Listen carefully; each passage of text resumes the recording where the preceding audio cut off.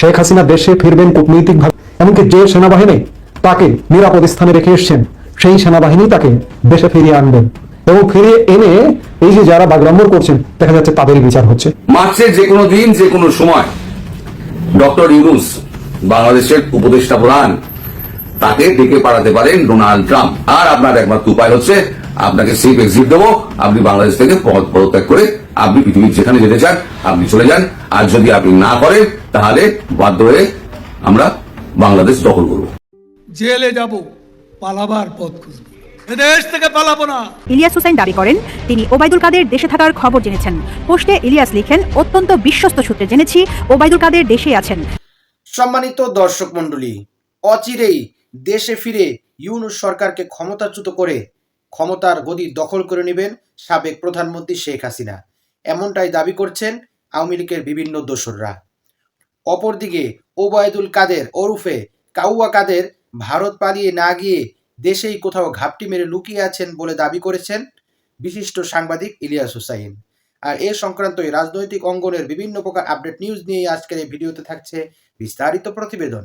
তাই আজকের এই ভিডিওটি সব মিলিয়ে অত্যন্ত গুরুত্বপূর্ণ হতে যাচ্ছে। এক সেকেন্ড না টেনে ধৈর্য সহকারে পুরো ভিডিওটি দেখার জন্য আহ্বান করছি। আর একটি ছোট্ট রিকোয়েস্ট করছি, তা হলো যদি আপনি আমাদের এই চ্যানেলের নতুন দর্শক হয়ে থাকেন অবশ্যই আমাদের এই চ্যানেলটি সাবস্ক্রাইব করে একটি লাইক দিয়ে পাশে থাকা বেল বাটনটি অন করে দিবেন। তাই আর কথা নয়, চলুন সরাসরি আমরা ভিডিওতে চলে যাই। শেখ হাসিনার পতনের পর থেকেই হঠাৎ উধাও হয়ে যান আওয়ামী লীগের সাধারণ সম্পাদক ওবায়দুল কাদের। কেউ জানে না তিনি কোথায়। গুজব রটে তিনি ভারতে পালিয়ে গেছেন, আবার কারো কারো দাবি ভারতেরই কোনো হাসপাতালে তিনি মারা গেছেন। কিন্তু এইসব গুজবের ভিড়ে সত্যটা কি? দেশের মানুষ যখন বিভ্রান্তির চরম পর্যায়ে, তখনই তুখোড় গোয়েন্দা সাংবাদিক ইলিয়াস হোসেন আমেরিকা থেকে বসেই ফেসবুকে দিলেন চমকপ্রদ তথ্য। তিনি জানালেন, বিশ্বস্ত সূত্র থেকে তিনি নিশ্চিত হয়েছেন ওবায়দুল কাদের এখনো বাংলাদেশেই আছেন। কোনোভাবেই তিনি দেশ ছাড়েননি বা মারা যাননি, বরং এইসব গুজব পরিকল্পিতভাবে ছড়ানো হচ্ছে যাতে জনগণ দিগ্ভ্রান্ত হয়। তবে ইলিয়াস হোসেন আবারও প্রমাণ করলেন সত্যের অনুসন্ধানে তিনি আপোষহীন। দেশের গোয়েন্দারা যেখানে ব্যর্থ সেখানে তিনি সুদূর আমেরিকা থেকে বসেও দেশকে দিচ্ছেন নির্ভরযোগ্য তথ্য। গণমাধ্যম যখন স্তব্ধ, যখন কেউ সাহস করে সত্য প্রকাশ করতে পারছে না, তখন ইলিয়াস হোসেন তার অসাধারণ সাংবাদিকতা দিয়ে জনগণকে সঠিক তথ্য পৌঁছে দিচ্ছেন। সালাম ইলিয়াস হোসেন, সত্য প্রকাশের এই লড়াই চলবে। তবে যদি ওবায়দুল কাদের বাংলাদেশেই থাকেন তাহলে তিনি কোথায় লুকিয়ে, কারা তাকে আশ্রয় দিচ্ছে? এত বড় রাজনৈতিক নেতা যিনি একসময় হাসিনার ডান হাত ছিলেন, তিনি কি গোপনে কোনো কূটনৈতিক আশ্রয় নেওয়ার চেষ্টা করছেন? গোয়েন্দারা কি এতটাই ব্যর্থ যে তারা দেশের সবচেয়ে আলোচিত এক পলাতক নেতাকে খুঁজে বের করতে পারছে না? নাকি বিষয়টি ভেতরে ভেতরে রাজনৈতিক সমঝোতার অংশ? ওবায়দুল কাদেরের উত্থান বাংলাদেশ ছাত্রলীগ থেকে। রাজনৈতিক ক্যারিয়ারে তিনি ছিলেন হাসিনার সবচেয়ে বিশ্বস্ত সহযোগী, কিন্তু শেষ সময় তিনি হয়ে গেলেন হাসিনার পতনের সাক্ষী।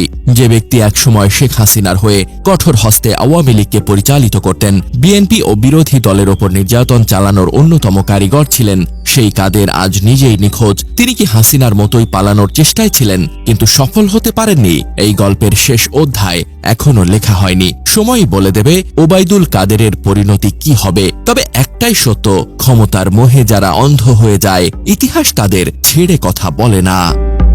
আওয়ামী লীগের সাধারণ সম্পাদক ওবায়দুল ওরফে কাউয়া কাদের মারা গেছেন দাবিতে সম্প্রতি সামাজিক যোগাযোগ 3টি ফটোকার্ড সামাজিক যোগাযোগ মাধ্যমে ছড়িয়ে পড়েছে।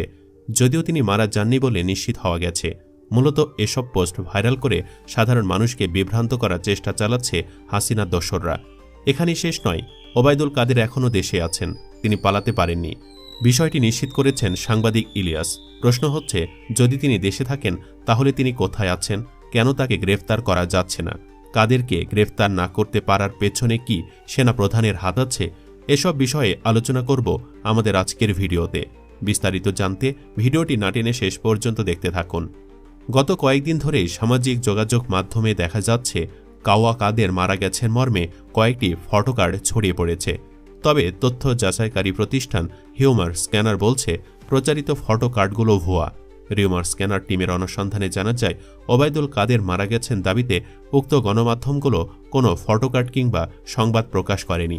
গণমাধ্যমগুলোর ডিজাইন নকল করে আলোচিত ফটোকার্ডগুলো প্রচার করা হয়েছে।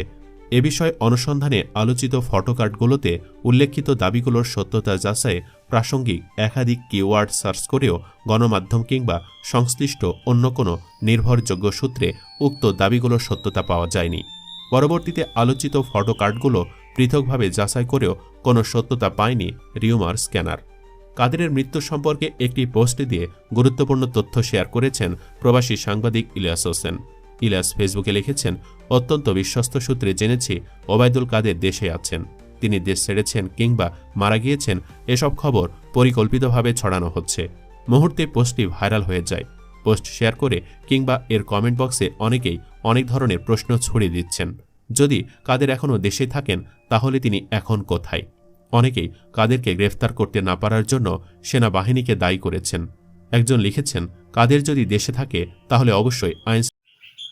সম্মানিত দর্শক মণ্ডলী, সাবেক প্রধানমন্ত্রী শেখ হাসিনা, যিনি জুলাই আগস্টের গণ অভ্যুত্থানের মুখে দেশ থেকে পালিয়ে ভারতে গিয়ে আশ্রয় নিতে বাধ্য হয়েছিলেন, সেই ফ্যাসিস্ট প্রধানমন্ত্রী শেখ হাসিনাকে বাংলাদেশের ক্ষমতার আসনে পুনরায় পুনর্বাসন করার জন্য আওয়ামী লীগের দোসররা উঠে পড়ে লেগেছে। তারা বিভিন্ন প্রকার গুজব ও গুঞ্জন ছড়াতে শুরু করে দিয়েছে। কখনো বা শেখ হাসিনার সদৃশ অডিও বার্তা প্রকাশ করছে, কখনো বা শেখ হাসিনা ভাষণ দিচ্ছেন এমন কথা প্রকাশ করছেন, আর কখনো বা সেনা প্রধান ওয়াকারুজ্জামানের সহযোগিতায় শেখ হাসিনা পুনরায় দেশে ফিরে ক্ষমতা গ্রহণ করবেন এবং ইউনূস সরকারকে পালিয়ে যেতে বাধ্য করবেন, এমন বিভিন্ন প্রকার মত প্রকাশ করছেন। এবং সেগুলো শুধু প্রকাশ করে যে ক্ষান্ত হচ্ছেন তাই কিন্তু নয়, বরং এক প্রকার জনমনে আতঙ্কের সৃষ্টি করছেন।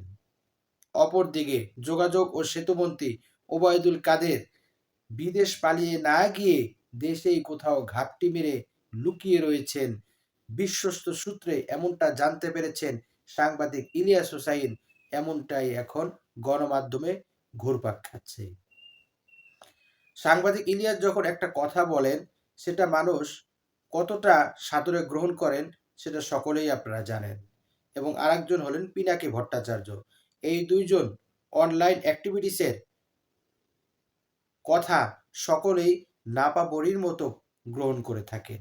যেরকমভাবে নাপা বড়ি জ্বরের জন্য মানুষ সেবন করে থাকে, ঠিক একইভাবে দেশের অস্থিতিশীল পরিস্থিতিতে দেশের রাজনৈতিক অঙ্গনের বিভিন্ন ভেতরের কথাগুলো বের করে জনগণের সামনে প্রকাশ করে থাকেন এই দুই অনলাইন যোদ্ধা।